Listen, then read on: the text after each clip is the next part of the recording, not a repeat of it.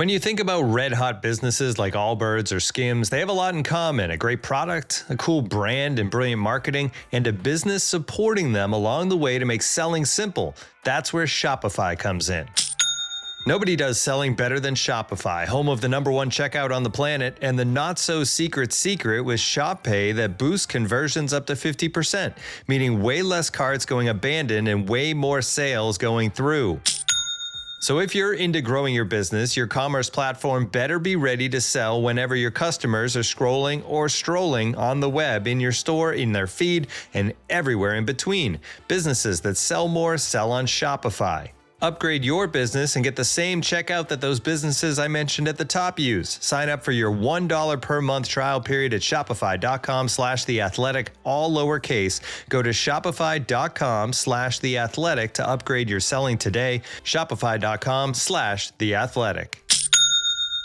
Ever feel like everything's getting more expensive? Groceries, rent, even breathing. And let's not forget car insurance. It just keeps creeping up. But here's the thing. Insurify makes one part of life easier. It's an insurance comparison site that finds real-time quotes from dozens of top insurers. Insurance companies compete for your business, driving down prices. It's like having a friend who knows all the best deals, but without the smug grin. You could save as much as $1,025 a year, and you might even cut your bill in half. The best part, it's all online. No phone calls, no spam, no nonsense. You could be covered in as little as 10 minutes, and with an excellent star rating on Trustpilot, saving feels less impossible. So why not give it a shot? Visit Insurify.com and see how much you can save. That's INSURIFY.com. Average potential savings based on initial quotes received by 183,234 customers seeking insurance through Insurify. Actual savings may vary depending on state of residence, individual circumstances, coverage selections, and insurance provider. Savings results are not guaranteed. Ryan Reynolds here from Mint Mobile. I don't know if you knew this, but anyone can get the same premium wireless for $15 a month plan that I've been enjoying. It's not just for celebrities. So do like I did and have one of your assistants switch you to Mint Mobile today. I'm told it's super easy to do at mintmobile.com/switch. Upfront payment of $45 for 3-month plan, equivalent to $15 per month required. Intro rate first 3 months only, then full price plan options available. Taxes and fees extra. See full terms at mintmobile.com. The Athletic.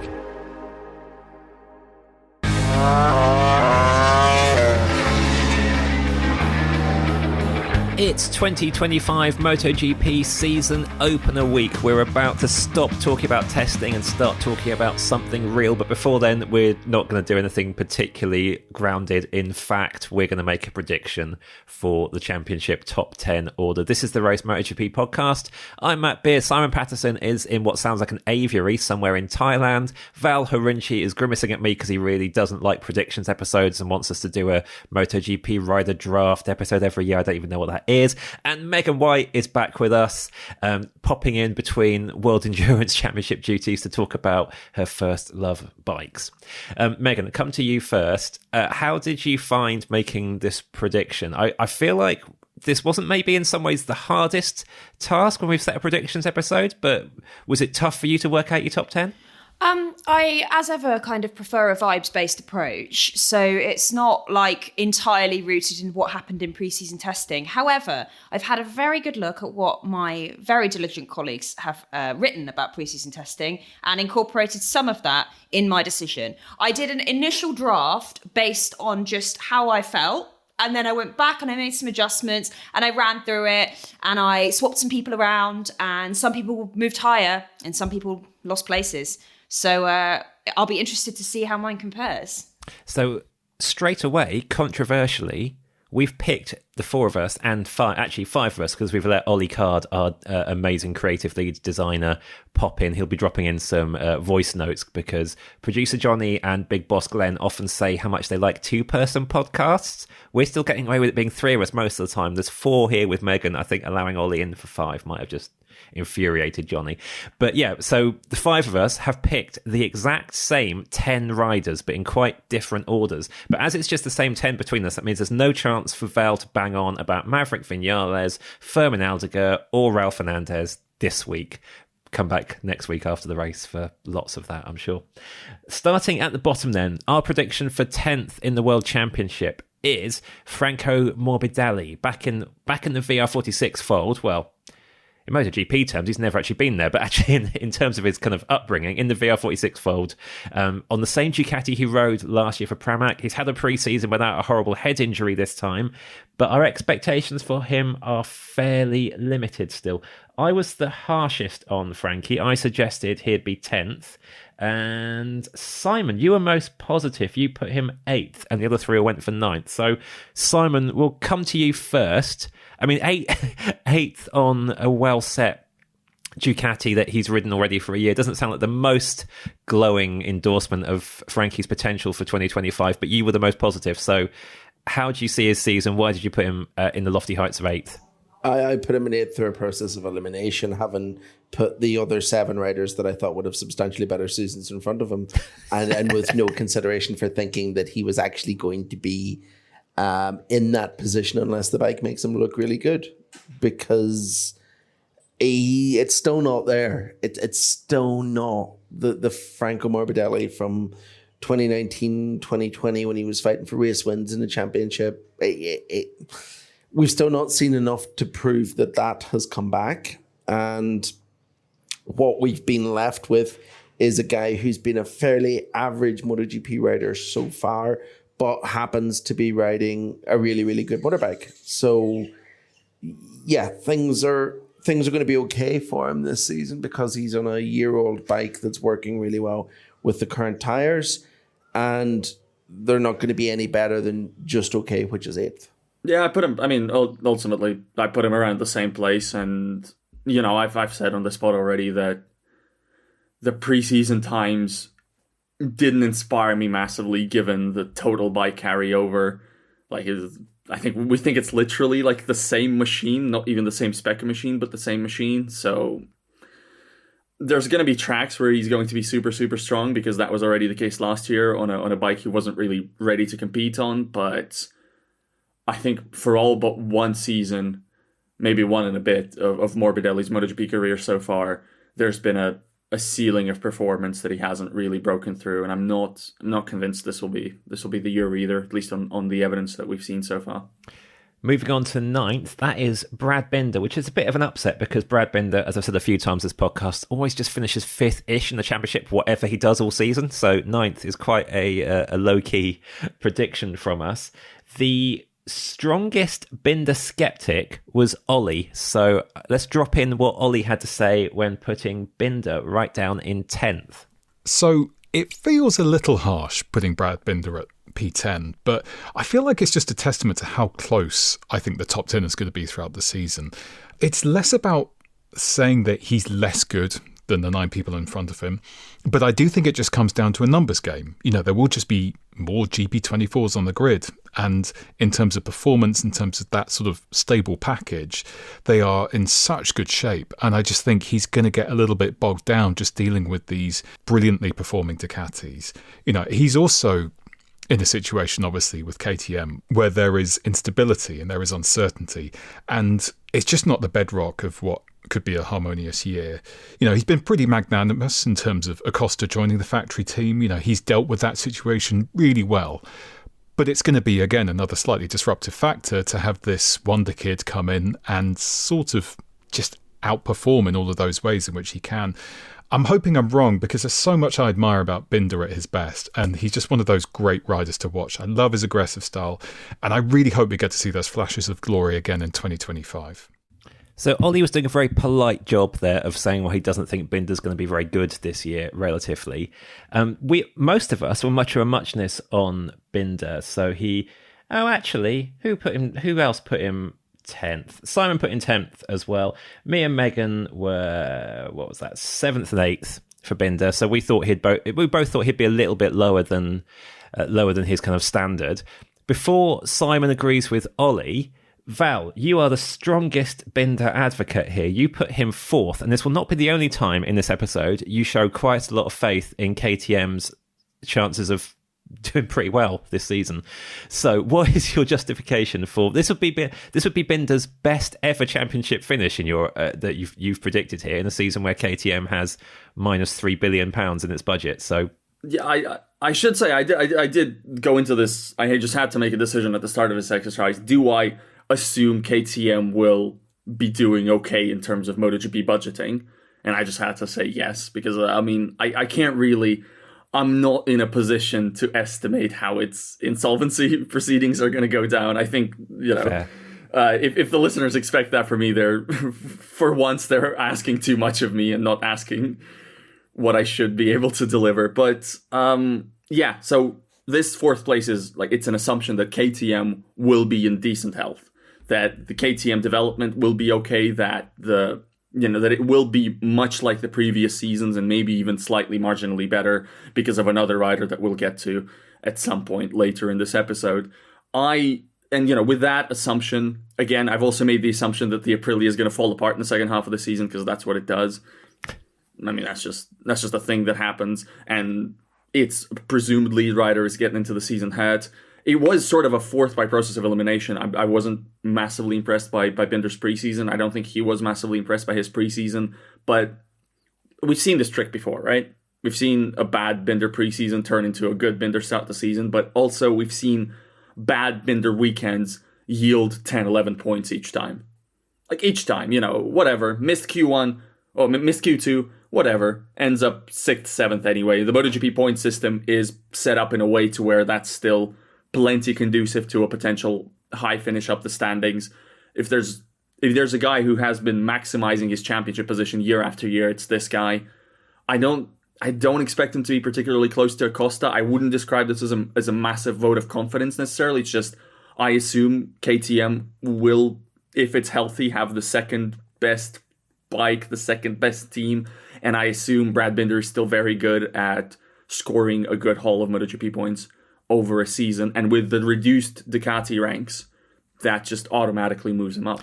So that, Val, is why I was still pretty confident in Binder. Not like you level confident, but pretty confident. Like last season, I spent the first few months going, wow, he's being blown away by Pedro Acosta on the satellite bike. We were wrong about Binder. Where is he? And then not really noticing him in any results for about the next 8 months. And then, oh, there he is, 5th in the championship again. He does it. He grinds out the results. He's really dependable like that. And still, I know he's not won a lot of Grand Prix, but still a great racer as well. But Simon, you're with Ollie on this. You don't see any of that adding up to more than 10th for Binder in 2025? I think this might be a little bit controversial, but I think that 2024 proved that Brad Binder is KTM's second best rider. Yeah, sure. And the guy who is better than him is now on a factory bike and is going to be getting the full factory resources. And I will be stunned if Binder is ahead of Pedro Acosta this season. Plus, beyond that, I think there are other manufacturers that are now rapidly closing the gap to KTM that will be in the mix this year and that will just be stronger than him, because I think Binder kind of lucked his way into a 5th place in the championship last year because others were weak rather than because he was particularly strong. It has been an awful long time since he's won a race on a Sunday, and I just don't think it's there. I just don't think he's any better than 10th in the 25 championship race. Let's go on to our first 2025 Ducati. Yes, we've put Marc Marquez. No, we haven't. Obviously, we haven't put Marc Marquez 8th. It's Fabio Di Giannantonio. Our joint prediction puts him on the third 2025-ish Ducati, 24.9, 24.4, something, effectively the new Ducati at VR46. Dan 8th in the championship. Quite a big split here. And let's start with the most sceptical. Megan, you reckon 10th in the championship for Digia, despite the quality of his bike? Well, I haven't really seen him ride it very much because he broke his collarbone doing a wheelie. Good point. He was good last year. We can assume he will be good this year. But I think on their best day, if you put him and Frankie Morbidelli on the same bike, I probably would bet on Morbidelli, which is why I put Di Giannantonio 10th. However, I don't doubt that he could be, top 7 if the champion, if he recovers really well from his injury, he doesn't have any more injuries, probably he could be 7th. But based on what we've seen so far, which is not very much, I did have to kind of put him towards the back of the top 10. On the flip side, Simon's faith in Digia and that bike is big enough to put him 4th in Simon's table. Yeah, I think he's going to be quick. I think he's going to be fairly confidently fast. I think he's going to win races. I think he's going to be thereabouts a few weekends. And really, I think he's going to benefit partly from being on that bike. And he's going to benefit from being a little bit more consistent than some of the other people on that bike, like, for example, Franco Morbidelli or Alex Marquez. It's all there based on the flashes of excellence we've seen at Digia over the past few seasons. And basically, if he turns up the way that he did between breaking his shoulder really badly and going to get surgery on his really badly broken shoulder last season, then there's no reason to doubt that he'll be, anything other than top 4, top 5 for me. For me, he's hurt and the GP25 doesn't exist. And I mean, let's call a spade a spade. The GP25 has been thrown in the garbage chute, whatever, at Bologna. And at this point, I like Digia. I've been very, very pro Digia generally, but I at this point in his career, I would struggle to say that he is a meaningfully different rider to me than Alex Marquez. Ooh. Well, I don't. Is that controversial? I think that's controversial. Well, let's wait till we get to the Alex Marquez bit, and I slate Alex Marquez a bit, is he in the top 10? And then we'll revisit that opinion. I still end up really torn on Digia because a big part of me is still thinking of him as the rider who was on his way out of MotoGP, and when he started getting fighting for wins, getting the win, looking so convincing, I was like, that's great. Can he do it again? Was that actually real? And then last year at VR46, where he is still a real oddity as a non-Rossi rider in that setup, he was great. And then, we are very negative normally if a rider damages themselves, then continues riding injured for whatever reason they choose to. And he did that.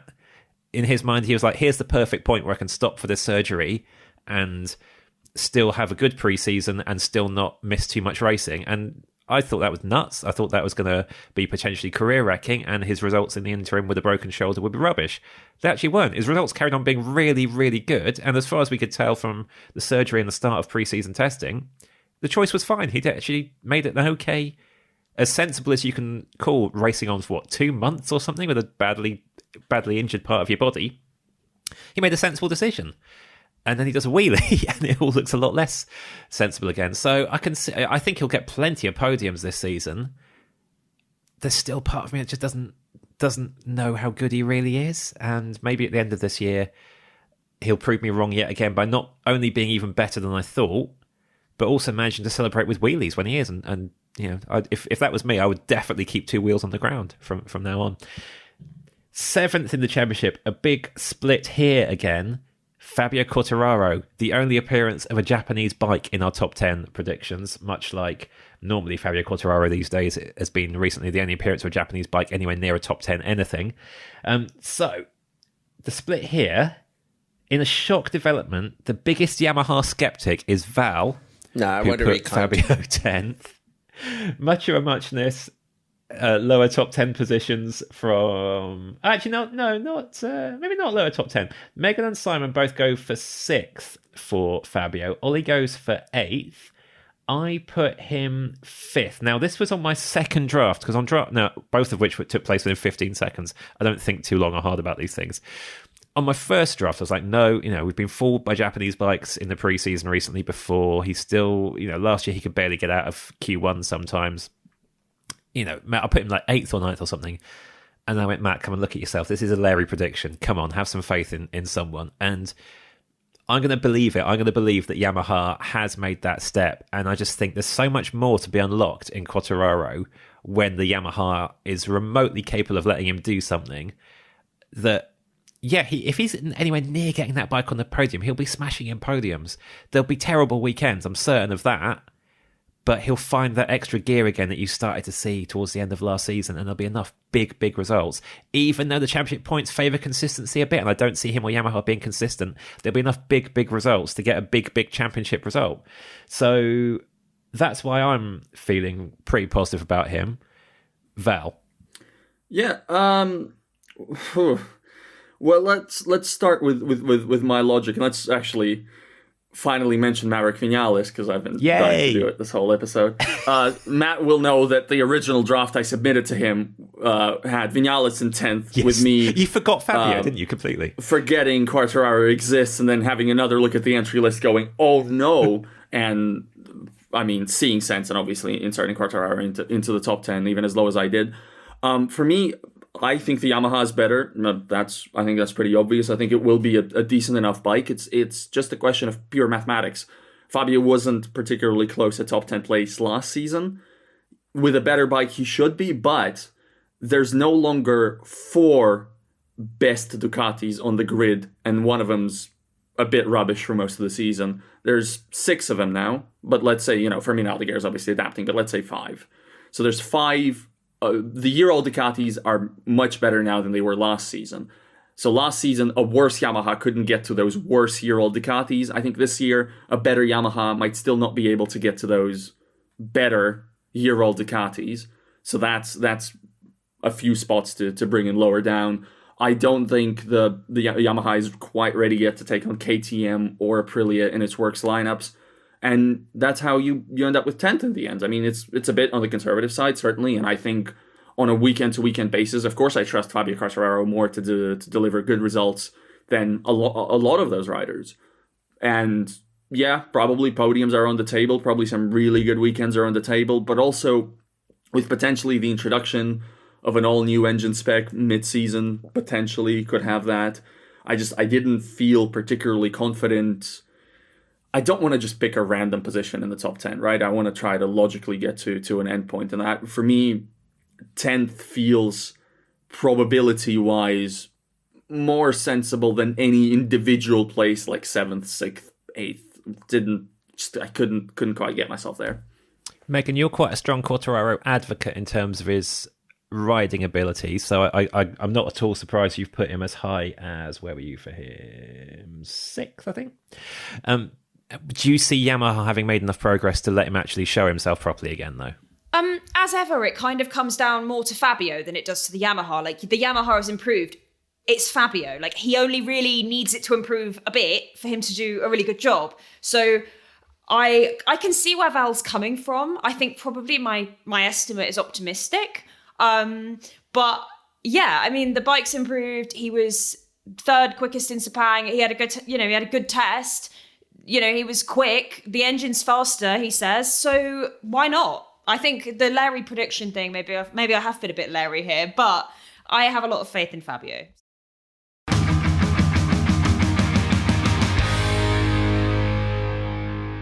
Busy week in the Race Members Club on Patreon, as you'd expect, in MotoGP season opener week and F1 testing week. 2015 Revisited is back in business. You'll hear us talking about Marc Marquez and Valentino Rossi bumping into each other for the first time in the Argentinian Grand Prix, and also the unforgettable 2015 Spanish Grand Prix at Jerez as well.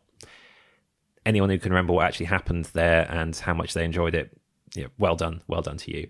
We tried to make it entertaining in the podcast episode anyway. As well as that, Val and Simon look ahead to the Moto2 and Moto3 season. We know there's a lot of interest in the members club in what's going on outside MotoGP as well, so we've given you a bit of that. And then in the middle of that as well, there's an exclusive interview with reigning Moto3 champion David Alonso, recorded at the end of his Moto3 season, but looking ahead to how he'd find Moto2 as well. If you're not part of the members club yet, sorry for banging on about it yet again, but give it a try right now because there's 90% off your first month. Find the race on Patreon, as well as ad-free versions of this podcast. You get ad-free and often early versions of our MotoGP videos. We're dropping in some exclusives from Simon during the season as well, where we just get him to just shout his thoughts into Patreon for you during kind of key paddock moments. There's a MotoGP community in there where you can chat with like-minded members. There's a lot going on. There's even more coming up to the season. Just wait till we get to TT time. That is going to be fun. Please check out the offer. And you can also ask questions to MotoGP riders, get your questions featured on our post-race podcast as well. It's busy. Back to the top 10. Let's do a countdown. 10th, Franco Morbidelli. 9th, Brad Binder. 8th, Fabio Di Giannantonio. 7th, Fabio Quartararo. 6th, Alex Marquez. We're going to go to Ollie because Ollie is the strongest Alex Marquez advocate by far. He put him 4th in the World Championship. So Alex Marquez in P4, he's probably my biggest dark horse for the 2025 season. After a slightly lackluster P8 last year, he really was overshadowed by his brother. But there is just something about the way that he just immediately clicked with the GP24 in testing that made me think he's in a great position to build a very impressive 2025 campaign. I mean, teammate-wise, he's got Thurman Aldiger, who doesn't necessarily, in his current state, look like he's going to be stealing his limelight. So Alex is free to maximise his position as sort of team leader at Gresini. And at Gresini, he looks comfortable and hungry, which is a great position to be in for a rider. It's probably his best chance of getting his maiden Grand Prix win as well this year. And I'm not just talking about, someone like Sepang in October, where everyone expects him to go well. I don't see him winning multiple times again and again, but I could just imagine him getting a really decent haul of P3s, P4s, a few sprint successes maybe, all of which will keep him in contention to finish comfortably in the top 5. So I don't disagree with the individual elements of everything Ollie says there. What I do have scepticism about is whether Alex Marquez can actually make enough of those add up without the bits in the middle being quite different. And Simon, I think you agree with me there. We both put Alex 9th in the World Championship prediction, despite him looking so good in testing. I agree with everything that Ollie said. Alex Marquez will consistently be fighting for top 3, top 4 this season, will be occasionally, I think I'd even go further and say occasionally battling for the win on Sunday, as well as in sprints. I'm going to be surprised if he finishes this year without a MotoGP class victory, a Sunday victory. However, on the weekends where he's not doing that, he's going to be picking gravel out of his teeth because he's going to do lots and lots of crashing, because that's what Alex Marquez is very good at. He's super, super fast on his day, and he's a bit leery when it's not quite his day, and he likes to throw it down the road, and he likes to have some races where he's just completely disappeared, and he occasionally even likes to crash out and take others with him. This is the guy who decided the 24 title by being a bit. If he hadn't taken out Pecco in Aragon, Pecco would have won the championship. Yeah, along with seven other, if that hadn't happened, things affecting Pecco's season. I know. But he did do it. There's no two ways around it. Alex did do that and probably shouldn't have. So I expect more of the same from him, except his best days will be slightly better than they were last year because the bike's going to be working better. Megan, you're slightly more towards the Ollie end of the scale on this. I think, where did Val put Alex down? No, not as low down as me and Simon. Val put him 7th. But Megan, you think he could get 5th in the championship? I didn't think that was particularly controversial. I thought everyone would have put him like 5th-ish. I agree with everything Ollie and Simon have said, but I still think that he will be, do enough good stuff to finish 5th. He obviously, he was quick in Sepang. Mark said he was the biggest surprise of the preseason. He did clarify that was not because it was his brother. Now it's always kind of going to be a bit because it's his brother. But yeah, I think that Alex has got some good stuff to show off this year. And yet, while I agree that sometimes he can get a bit leery, who am I to judge? I think 5th is a pretty. I thought 5th was sensible. I do think there's going to be a Marquez Brothers 1-2 at some point, probably a sprint this year, and I think it's going to be the most endearing thing ever. But it'll also be tempered by the fact that probably to achieve that, Alex will have taken Pecco out along the way. I think that the crashes thing is a bit overstated, even though he is a very aggressive rider. For me, it's two other things. It's one, I wonder if he has a bit of a Jack Miller problem going on, where he's very aggressive and very potent in the opening laps, but then tends to go backwards later into the race, and whether that will cost him a few points in the championship this season. But the other one is, I have this memory, and it might be, because the brain isn't very representative of what it logs and what it discards in terms of everything, but also in terms of sports. But I have this memory of watching MotoGP weekends where basically all the other Ducatis were in Q2 and were already, sort of planning out their fight for the podium. And there's Alex digging away in a Q1 fight and often missing out for just no reason. Just showed up that weekend and nothing works, and there's no pace and no obvious explanation for why on a bike that's still pretty good. So it wasn't like, last year Marco Bezzecchi just wasn't fast. Basically, he couldn't make that bike work at all. Whereas Alex Marquez could make it work phenomenally well 30% of the time, and then confusingly badly like another 30% of the time.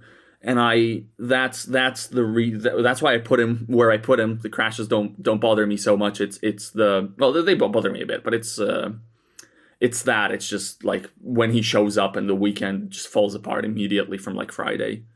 I don't think there's anything confusing about it. I think it's basically how Alex Marquez has been his entire like Grand Prix career. 30% of the time it's amazing, and 30% of the time it doesn't work, and 30% of the time he's either somewhere in the middle or falling off. That is, he's a double world champion who won both his championships in a slightly fortunate way against maybe weaker opposition or odd circumstances. And it took him like 10 years to win a Moto2 championship, which is only slightly exaggerating. It has never been a straightforward path to starting bad and then getting slightly better for Alex Marquez. It's just always been like spurts of genius, like whenever he put a Repsol Honda on a podium 2 years in a row as a rookie when no one expected it. It's just the way that he is, and I don't expect a GP24 to change that. Oh, actually, that reminds me, we promised to circle back on the Fabio Di Giannantonio point. Yeah, Fabio Di Giannantonio is the exact same rider, I think, so without the aggressiveness. Yes, that's the difference, and I think that is why I've got more faith in Digia to actually get results.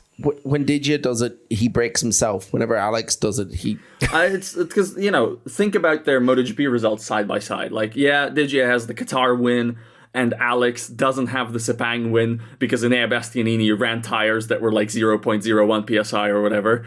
So ultimately, I think in terms of like the peaks they've showed in MotoGP and the fact also that Alex Marquez is a better low grip rider, I think they're both very peaky guys. I think they're... So for me, that's also that keeps their championship position a bit restricted for now for me, for both of them. You mentioned Marco Bezzecchi a minute ago in terms of someone who struggled last year. We're obviously expecting much better things from Bez in 2025. His pre-season with Aprilia has looked strong. How strong, though, has split our panel a little bit. So we've got Ollie and Megan putting Bez 7th. Me and Val go 6th. Simon, you see Bez doing well enough this season that you've placed him 3rd in the World Championship. I mean, someone had to be a bit Larry on this, didn't they? I think he's going to do it the way that he did, the way that he rode to 3rd in 23, by being really, really good at a handful of circuits, which is very Aprilia, and then just being all right the rest of the year. It's basically how Aleix stayed in championship contention. It's how Bez got himself into championship contention. It is doable on an Aprilia. And I think based on the signs that we've seen so far, adoption is not going to be an issue. He's going to start super strong. He's going to be in the mix. And I think all in all, I see it being a pretty positive year for him, to be honest. I think I probably would have said that it was his teammate who I saw being in that position, where we're going into a season where his teammate's going to start, fully fit and with a full testing program, but he's not because he's an idiot. So instead, it's going to be Bez for me that's going to step up. And, realistically, by the time Martin is fully fit, fully adapted to an Aprilia, I kind of expect Bezzecchi to have a race win under his belt because round 2 is in Argentina. I should say I object to the use of the word Larry at any point, honestly, in this episode, because all of this is Larry. We're throwing darts into the ocean. We're basing this on 2 tracks and a smattering of test days and the financial health of KTM, to which, only a very limited amount of people in the world are privy to. But yeah, Bezzecchi... I don't think it's particularly Larry to place Bezzecchi ahead of Martin, for instance. I was sort of 50-50 on it, given Martin's preseason injury. And then it is just genuinely a question of whether KTM will have enough money to fuel their bikes in the final rounds. Because, Aprilia will have enough money to fuel their bikes, but the bikes will be catching fire with the fuel. So, or will they? That's another 50 years down the line, 50,000 races down the line. But yeah, why not 3rd? You say that, but certainly last season, the trajectories didn't really change particularly through the season, apart from more Aprilias burning themselves, quite a lot of what the situation was at the start was similar-ish to what the situation was at the end, to a degree that perhaps surprised me. Yeah. Megan, your dart into the Bez Ocean landed 4 places lower in the championship than Simon's dart did. Does that make you Bez sceptical, or is that characterising your thoughts too harshly? Yeah, I mean, the kind of 5th, 6th, 7th changed places quite a lot for me. I initially had Bez at 5th, and then I was like, I'm just not sure. And, they're all very movable feasts here, but I just felt like Bez is a little bit hard to know because we don't know how strong Martin will be when he comes back. And Bez has been a bit up and down over the past couple of years. And yes, he did the best long run lap of the test, but I don't know. I'm not convinced. I'm sure after the first 2 rounds, I will have changed my mind. But for now, I felt like 7th was kind of maybe a bit harsh, but he could have easily have been 5th for me. Yeah, I felt like I was going quite optimistic with 6th, but I think just last year is too heavily in my mind.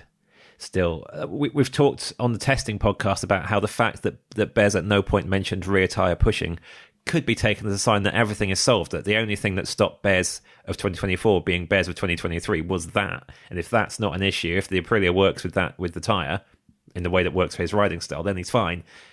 Just need to see a little more. We predicted a Termas win for him. There are conditions and situations where Bez is phenomenally good, and there are reasons to believe those conditions and situations will happen quite early this season. It will be an amazing story if him and Martin are properly head-to-head equal at Aprilia and fighting over everything. That's a subplot you would have predicted a year ago going into this situation, but would have forgotten you'd ever thought of for most of 2024. So we've put Bez 5th. Our countdown so far goes 10th, Franco Morbidelli, 9th, Brad Binder, 8th, Fabio Di Gianantonio, 7th, Fabio Quartararo, 6th, Alex Marquez. What comes after? Oh, let's do that countdown again. Johnny, number cut 5. That out. I forgot All to right. count. Right. Number 5. No, actually, Johnny, don't cut that out. Listeners, I forgot how to count. 5th, Marco Bezzecchi. 4th, Pedro Acosta. Again, massive split here in what we all thought. Simon was the biggest, I wouldn't say, I'm sure, not Acosta skeptic, but perhaps KTM situation skeptic. Simon put Acosta down in 7th. Val, we said you were quite KTM optimistic / just going, let's ignore the finances for the purposes of this prediction. You've put Pedro Acosta 3rd in your championship prediction, 1 place ahead of your Binder prediction in 4th. Simon raised his eyebrows so much at that you could almost hear it over the bird life in Thailand. Val, justify your thoughts. So honestly, I thought he'd be like a consensus 3rd for sure. So I'm a little surprised that he isn't. But again, that's because I approached it with just I'm gonna assume KTM is fine and then let it prove me right or prove me wrong. I think it's also, I think that was foreshadowed by me putting Brad Binder into 4th and saying that I don't actually know that he's going to have a great season. There's no real belief in me that there's going to be anybody other than Pedro leading the KTM Armada this season. I think he's going to take a step forward in terms of performance. I think whatever crashes there will be and whatever lost points there will not be sufficient to overcome the fact that he's just up there in terms of pace week in, week out. They've sounded, from whatever limited words that have come out from the KTM camp this preseason, and particularly Acosta, have sounded sort of on the side of bullish, like reserved bullish maybe. And for him, I think if the situation was really, really dire in terms of competitiveness, I don't think he would have been hiding it quite as well. Because 3rd is still not good for Pedro Acosta. I don't think he comes into the season wanting 3rd. I don't think 3rd will do anything for him. But for where KTM is, where it has been recently, that would be still a pretty great result. And clearly, I'm alone in believing that it's possible. Simon, you're at the other end of the scale in terms of expecting Acosta to not be affected by KTM and its situation. You only put him 7th. So, do you think Val's just ignoring the obvious here? Yes, I do. Thanks. Look, there are. No, I understand why you are doing it, Val, because we don't know what's going to happen. But I can't see a world in which there isn't significant belt tightening at KTM at some point. Even if it doesn't happen in 2025, even if it's not going to happen this season and everything's going to be fine this year until we get to the start of next season, that will still have an impact on this year. It'll have an impact on morale and motivation within the team, and inevitably on the results as a result of that. And I don't see a world in which we're not seeing KTM performances hampered by everything else that's going on. And that's no slight to Acosta. I still think he'll be the best of the KTMs. I just don't think he's going to be as fast as KTM were in 2024. I think he's probably going to be faster, but the bike is, I mean, I wouldn't be surprised if there's that much of a performance change for the Aprilia and for the KTM from where they are already, and they've been built to the start of the season. So let's say that the KTM is maybe even like a tenth behind the Aprilia right now, and we can't really tell from the preseason. Is that not enough for a rider of Acosta's level to overcome relative to the Aprilias? Not whenever the potential is that we find out in a few days' time that there isn't going to be a team in 2026 and that him and everyone that he knows is unemployed. And that's the thing that's, or even that there isn't going to be a team in 2027 and therefore everything right now is it's going to be, and guess what, you're spending 26 on this current bike with no development. I think that something is going to happen that is not going to be, oh yeah, we're going to continue as normal and your budget's not going to decrease and everything's going to be hunky-dory for the foreseeable future. I think things are going to change at KTM, and every single time we see something like that happen, it affects team performance. Looking at Suzuki, who fell apart in the middle of the year that they announced they were pulling out, despite having a really, like probably the best bike that they ever had. And even going further back to the likes of Kawasaki, who just turned into like a ghost team, essentially. Yeah, okay. Admittedly, with Suzuki, I always think of the kind of the final flourish and those wins at the end. But you're right, the middle of the season there was a mess, definitely, compared to what that bike was capable of. Overall, we're still more optimistic about Acosta's season than pessimistic, I think. Ollie put him 5th. Me and Megan both put him 4th. Megan, how much of that was weighing up kind of KTM money situation versus Acosta trajectory and talent? It's a tricky tightrope, but you seem to have come out more in favour of it's Acosta. He can do this. Yeah, I kind of... The money thing, though, obviously very key to how things go in the future. And, I'm sure if things are really bad, when we get some more news on that, I'm sure that later in the year it might start to have an impact. But I do feel like to start with, Acosta can push through that a bit. He's obviously quick. We know Pedro Acosta's quick. He needs to crash less. That's important. The tyre worries are also a bit of a factor. But I don't see a world where he's not 4th, maybe 5th, come the end of the year.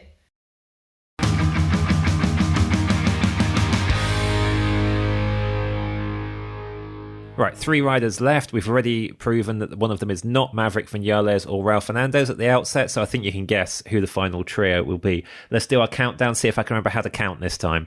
10th, Franco Morbidelli. 9th, Brad Binder. 8th, Fabio Di Giannantonio. 7th, Fabio Quartararo. 6th, Alex Marquez. 5th, Marco Bezzecchi. 4th, Pedro Acosta. 3rd, Jorge Martin, reigning world champion, hasn't done any preseason testing whatsoever effectively, has done so little preseason testing that listeners, when it came to ranking all the riders who had changed teams and their progress, Val forgot that Jorge Martin was one of those teams in his initial draft of that article, and I had to add in a little mention of that guy who's broken himself. But I actually, mocking Val for that, can see where you were coming from, because Martin has just not been a factor in this preseason because he's not been there. That said, me, Megan and Ollie all reckon he will still be 3rd in the World Championship. So, Megan, obviously he is reigning world champion. Obviously the Aprilia is pretty good. Do you think, when you're putting him 3rd, is that thinking that the preseason absence won't matter in the end? Is that kind of relative to everyone else and he's still miles behind our top 2? Where does he end? How does he end up 3rd for you? I've got my notes in front of me that I did for the preparation for this podcast, and this is the sentence that I wrote. This is entirely based on vibes and not evidence, given he did about 2 laps. Yeah, there is no evidence, is there? He did 2 laps, 3 laps, 4 laps. There's no evidence. And do you know what? I just think like Jorge Martin is very good. Jorge Martin is very quick. And he won the championship last year. So to put him lower than third does feel a bit mean. I'm not putting him third because I feel like Jorge Martin might listen to this podcast and think, oh, I'm upset. That's harsh on me. But I felt like any lower than third was a bit of a disservice to what he did last year. Simon and Val, you've both put him fourth, which I do think is probably a logical kind of right pick in the middle. No. I put him fifth. I put Brad Binder fourth. Yes, you did. You both put him fifth, didn't you? Yeah. There was a big. This is where I can't remember scoring systems that aren't the F1 10, 6, 4, 3, 2, 1 points. So when I look at my notes on the scoring system, it's a miracle I get any of them right. Yes, Simon and Val, you both put him fifth, which for a reigning world champion is a big come down. Simon, I'm looking forward to. 10 months down the line, we're making new T-shirts that say riders who miss entire pre-seasons can't win championships. But how do you see Martin's season going from here? You've put him behind Marco Bezzecchi, his Aprilia teammate, in your prediction, which I think is quite significant, whereas Val still inched Martin ahead despite missing the pre-season. I think it's going to take him 2 or 3 races to get up to speed. That over the course of those 2 or 3 races, he's going to miss one of Aprilia's best chances of good results, because it is the bike that continues to defy the current MotoGP logic that there aren't certain machines that suit certain tracks. I think he's going to be on the back foot to Bezzecchi for a while. And I think there's also going to be an element of whenever there is a bit of development and a bit of new stuff that starts coming his way, it's going to be more Bezzecchi focused because Marco's the one that's done all the work on the bike so far, while Martin has been in a Barcelona hospital. I think it'll correct itself as the season goes on. And I debated strongly about the order in which, the two of them fitted respective to each other. I think missing the preseason is just significant enough that it's gonna hurt him more than he deserved, to be honest. For me, Martin's status as reigning champion is, in a way it is, like a lot of them say, it's irrelevant the next day or the next week. It doesn't really condition how he's going to perform this year, apart from like the mood, the overall just, positivity or negativity, which can help or hurt, but I don't think will make the Aprilia RSGP faster or slower by itself, will make it more reliable, will make it more consistent through a range of tracks. If we put Martin on the Honda, he would not be in the top 10 on this list, despite being reigning champion. So for me, this is an Aprilia call combined with my belief that he's a quick enough learner and the season is long enough. God knows it's long enough to overcome the initial problem of the missed preseason. Even though we don't have a lot of data on riders in this MotoGP missing pre-seasons, thankfully, and the data we do have suggests it's a big problem. But again, Martin seems a quick learner, so I back him to overcome that deficit relative to Bezzecchi. But he's still on an Aprilia that I'm not sure is ready to like win regularly. We've said this is a vibes-based choice for Martin because there's no evidence to go on, and it's. The more you look at it, the more vibes-based it has to be, because we have not seen Martin on a different MotoGP bike that's not a Ducati. We have not seen Martin in MotoGP with no pre-season testing. We have not seen Martin in a factory team.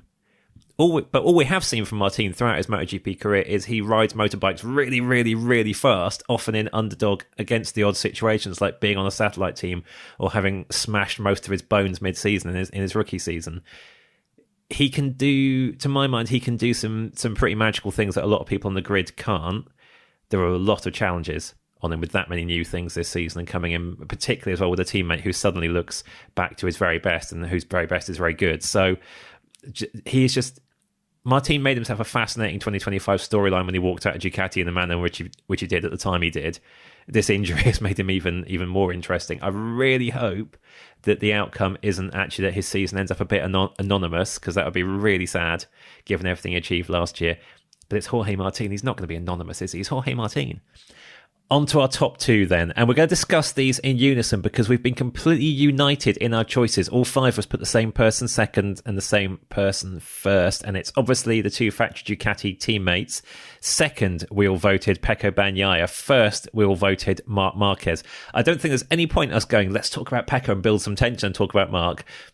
We've put Marc ahead of Pecco in their first season as teammates. Marc's first season in the factory Ducati Red. Marc has not won a title for 6 years. Pecco's won a couple of titles very recently.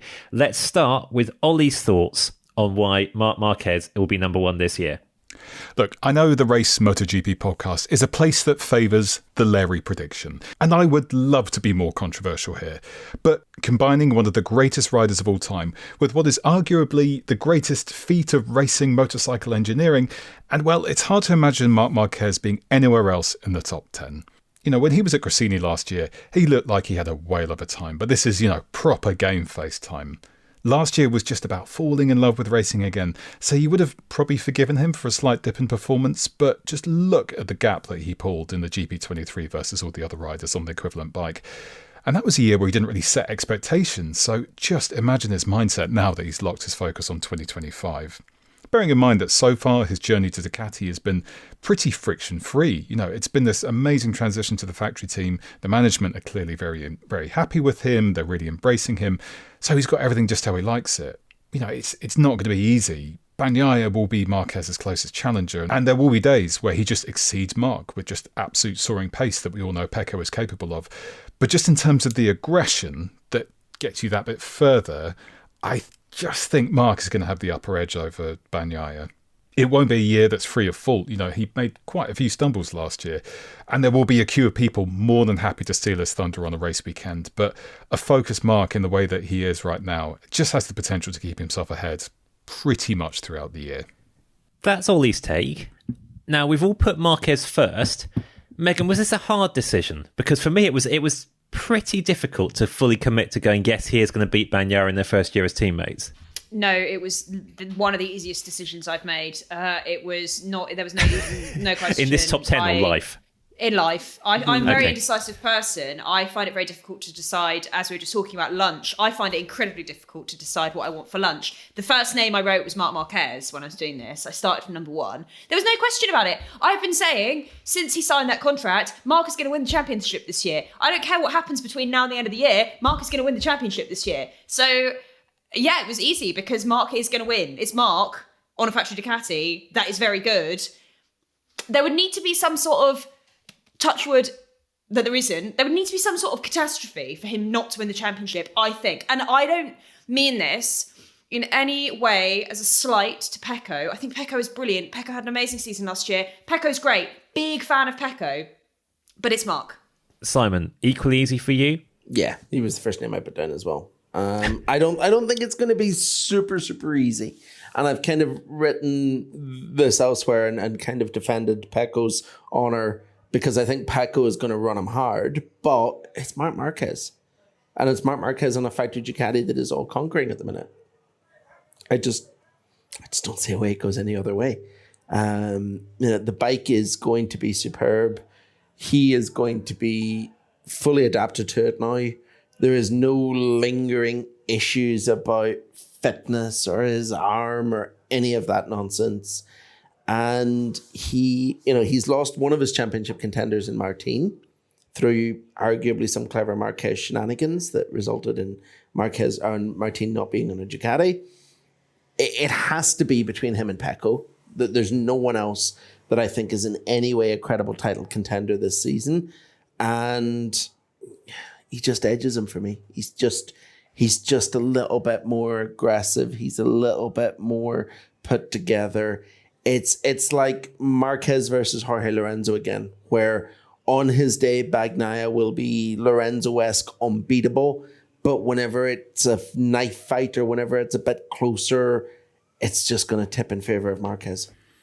I think it's not a 5-0 split, like not in the sense that we voted 5-0, but it's not like say it's not 100-0, it's not a 95-5, 90-10. For me, it would be like a 65-35. I would say, like, if you fast forwarded it 12 months and you told me Bagnaia wins this year's title, I would not be shocked. there would not be a part of me that's like, I cannot possibly imagine how this went down, even assuming that both are fit. But just when I think about it in terms of the small aspects, because we know both are going to be quick on the Ducati, and we know both will have race-winning pace for most of the season. When it comes to the small details, I can't help but favor Marc in all of those categories. When the weekend goes a little weird, when there's slight raindrops on the track, when one of them has a particularly bad start to the weekend, when maybe the bike suddenly doesn't work as well as it does, Bagnaia has showed himself robust answering all of those challenges, but I think nobody is as robust in MotoGP in overcoming that as Marc. Nobody starts the race from like 16th, 8th, 7th, and you blink and he's 3rd at the start of the race and he just kind of refuses to drop back sometimes. That's a Marc thing. Taking pole by a second and a half when the track is slightly damp, that's a Marc thing. Just there's other riders on the MotoGP grid don't really have that total full package, and even Pecco does not, even though he is exceptional at the racing bits that are the most of the calendar, that are 80-85%. But if they are truly close in terms of pace, there is a good chance those final 15 are what decided, those weekends that are slightly unusual, weekends where you do not just put down 1 and 2 in some order and then go away, because the difference between 1 and 2 is 5 points. But if a weekend's weird, the difference can be 10, 15, 20. And I think it's so hard to bet against Marc in situations like that. Even this Marc over the age of 30, retirement age or whatever. Yeah.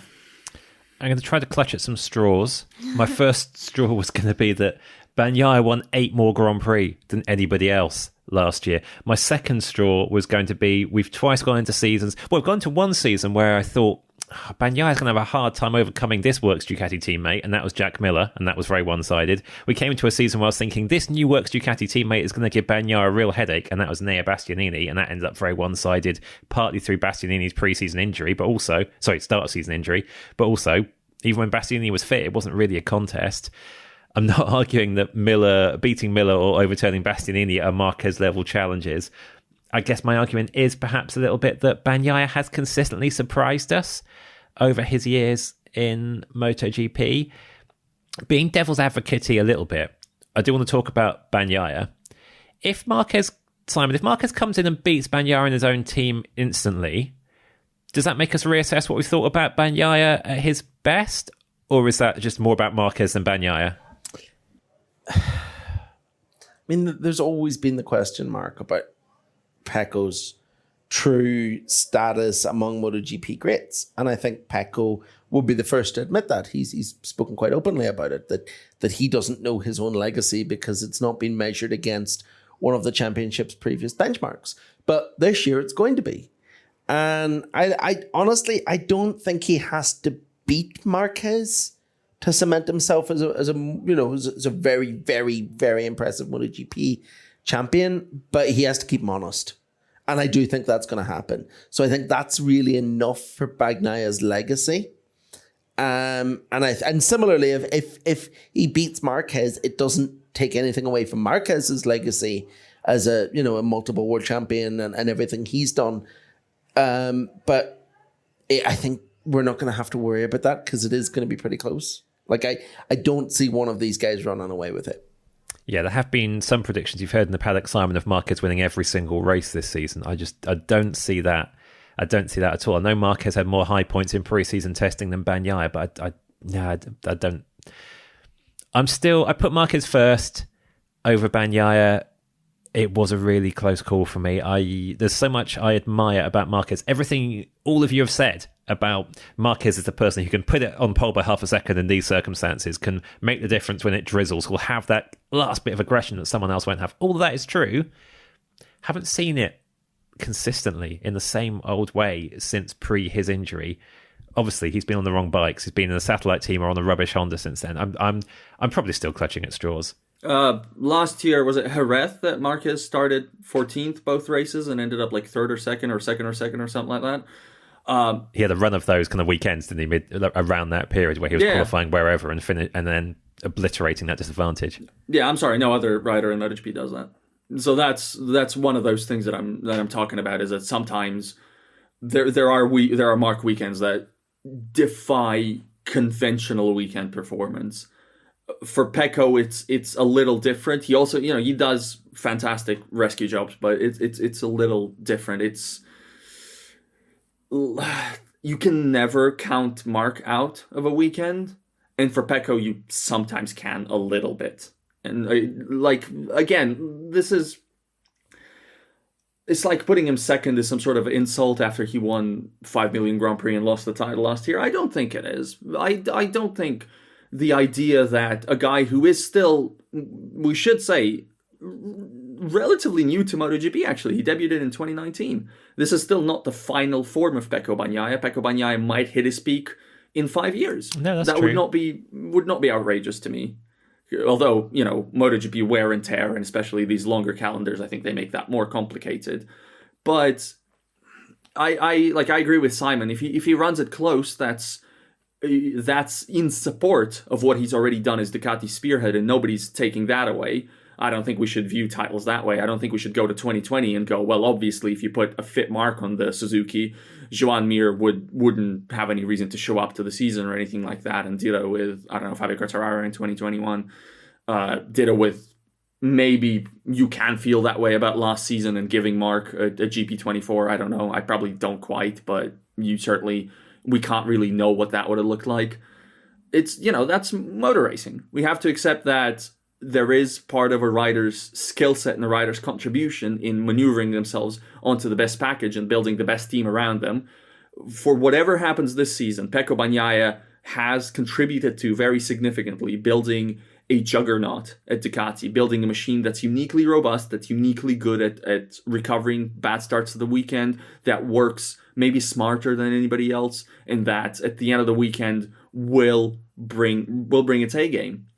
I think if he wins this season, for me, it's a huge boon to his legacy. I mean, he's already a Hall of Famer, if you can use that term in MotoGP terms. He's already, I guess, first ballot. You definitely can't use that term because there's no ballots in MotoGP, but I wish there were.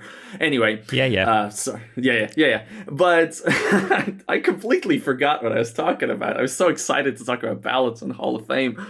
It's, if he beats Marc, that gets him further up in the pantheon. If he's defeated, unless it's like a whooping, I don't think it knocks him down. I don't think so. But maybe he can see that as an insult. Maybe he should, if that works at all. Like, you guys don't think I've shown enough already to be an all-time great? Me with my 2 titles? You think I'm somehow worse than Fabio Quartararo with his 1 title and recent record of running around in 10th, 8th, 7th, whatever? I'll show you. Maybe he will. It would be very cool and very entertaining if he did. Yeah, one thing I think pre-season testing has shown us straight away, there was a possibility that these two would come up against each other on the same team, and it would immediately become clear that Marquez was not old Marquez, and that this was effectively a non-story beyond the fact that Marquez is not old Marquez, and that era has ended. Actually, Marquez does look like proper Marquez, and Bagnaia's got a chance to run him close, take him on. Worst case, our storyline here, if Marquez wins the championship, is look at this incredible sporting comeback story and what it's taken to get from that smashed arm on a Honda in a Jerez gravel trap in 2020 to winning on a Ducati now, in a situation where you never expected back then that Marquez would ever be on a red Ducati. It's going to be quite a season, even if it ends up a Marquez-dominated one. Let's run through our countdown one more time. One last test of can I count down from 10 to 1 coherently. 10th, Franco Morbidelli. 9th, Brad Binder. 8th, Fabio Di Giannantonio. 7th, Fabio Quartararo. 6th, Alex Marquez. 5th, Marcos Bezzecchi.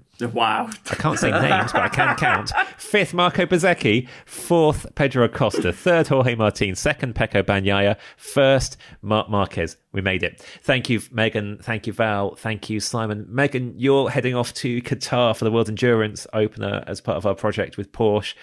It's a Friday race, though, isn't it? So you will actually be somewhere where you hopefully won't be too busy to catch up on what's actually happening in the MotoGP on Saturday and Sunday. I hope very much so, although some planning snafus mean that I'm going to end up with about 4 hours sleep on after that race. So hopefully I'll be awake by the time I get home on Sunday to watch that race. But it should be an exciting few days for racing. Yeah, we won't call you up for a post-race podcast on 4 hours sleep and fresh back from Qatar. But Val, Simon and me will be here back in your ears as soon as we can be after the Thai Grand Prix. I was going to say Qatar Grand Prix, but the WEC has nixed the MotoGP slot there, so we're starting in Thailand. We'll be around in video form as soon as possible post-race as well. Thank you for your company, listeners. If you haven't joined the Members Club, please do. And then you can put your questions to us post-race for the podcast as well. We'll be back after Buriram talking about, I'm going to say, a Marc Marquez victory.